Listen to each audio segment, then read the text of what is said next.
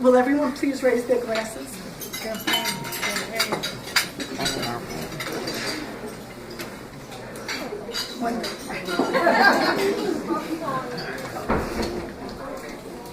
We want to take this day to express our love and appreciation for all you have given to all of us.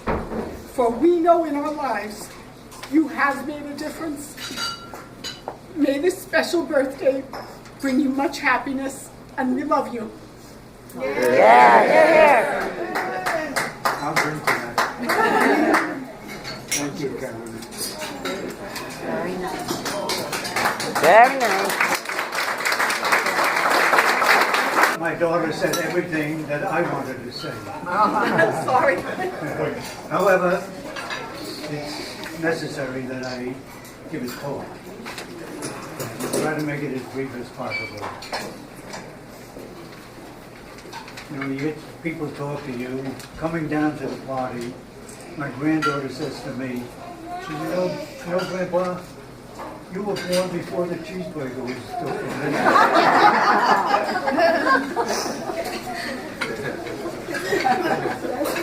Despite that, I'm going to give a speech anyway. Well, it's hard to believe, I have to read it because my memory is going too. It's hard to believe that almost 100 years have gone by so rapidly. My sincere thanks and gratitude to my family, relatives and friends present today for their love, support and friendship throughout the years. And to my daughters for arranging this wonderful party. I love you, Caroline and Mary Louise. I would also like to acknowledge my family members who have traveled a great distance to be here. From California, my sister Elizabeth, my niece Amy and her husband James, my niece Janice from California, and Amy and her husband James and my niece Janice. From Massachusetts, my baby brother Daniel, my niece Carolyn and her family, Kimberly and Stephen and their children. My nieces and nephews are here too. Other great nephews and nieces are here too, and I thank them all for honoring me with their presence. It means the world to me to have so many family and friends here today. Oh, and I almost forgot. And from Virginia, Christine and Joe Jackson and their son, another part of my family. At past birthday parties, I recall many events involving many of you. I used to tell stories about someone planting a balloon in front of my house on the grass. Big balloon, roses are red, violets are blue. I'm laughing like hell because I'm younger than you. I'm not going to tell any more stories. I told that twice at my birthdays. I will not repeat any of the others. Instead, I'll ask you to go down your memory lane and recall happy and pleasant times, I hope, that Louise, my daughters and I enjoyed at weddings, church affairs, graduations, house parties, and birthdays. I'm amazed at what a fast-changing world I lived through for the past 100 years. Back in 1914, my family lived a simple but happy life on the Manhattan's Lower East Side. Yay! Excited. I recall horses and wagons delivering chunks of ice during the summer months, and during the winter months we had a large insulated box on the fire escape that became our refrigerator for winter. Horses and wagons delivered fruits and vegetables at that time. Street cleaners with a barrel on wheels with a shovel and a broom cleaned the streets and followed the horses. An electric trolley car ran on the block we lived on. My uncle John Shadrick, he was a motorman on the trolley. A coal stove in the kitchen was our heating unit. Thank goodness for Long John's. Gradually, new inventions popped up: refrigerators, typewriters, automobiles, airplanes, talking movies. Talking movies, 5 cents. Television, computers, and then in the last 20 years, more and more inventions came to pass. iPhones, Kindles.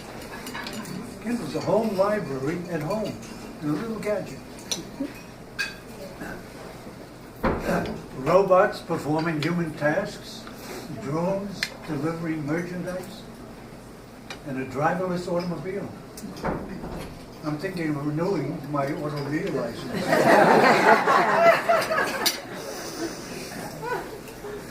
I did have a great life, but how do you compress 100 years into a 5-minute or 6-minute talk? It's impossible. And I'll limit my journey down memory lane to 3 occasions. I can list many, many more, but we have to be out of here before 5 o'clock. Number 1, my marriage in 1960 to Louise. We had 49 years of a loving and wonderful life with our daughters Carol and Mary Louise, and more wonderful years with their spouses Lou and John, and our 5 grandchildren, Christopher, Caitlin, Chris, Catherine, and Jeannie.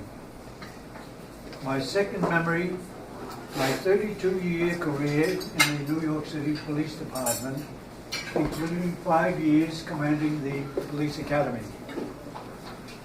As commanding officer of the Academy, I was designated Dean of Administration for the college that is now known as John Jay College of Criminal Justice.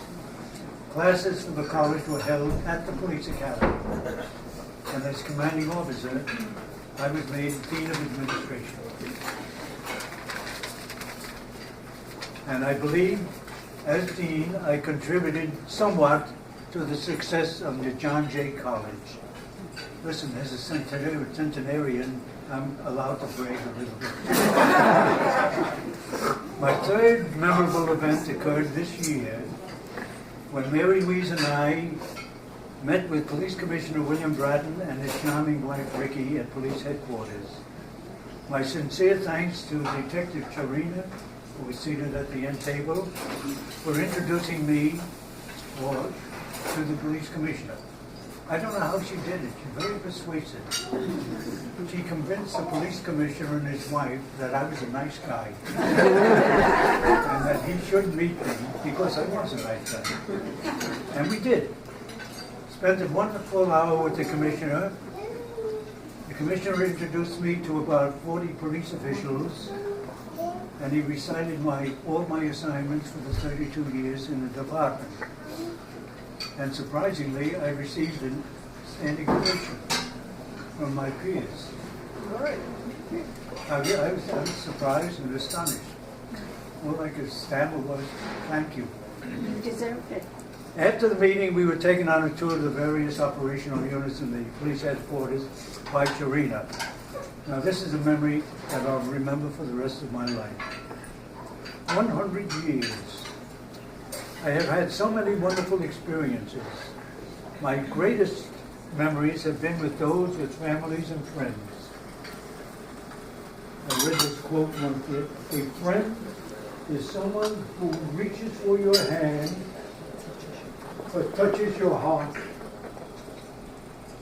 Thank you to everyone present for my centennial. Thank you from the bottom of my heart, and thank you for being my friend. Oh,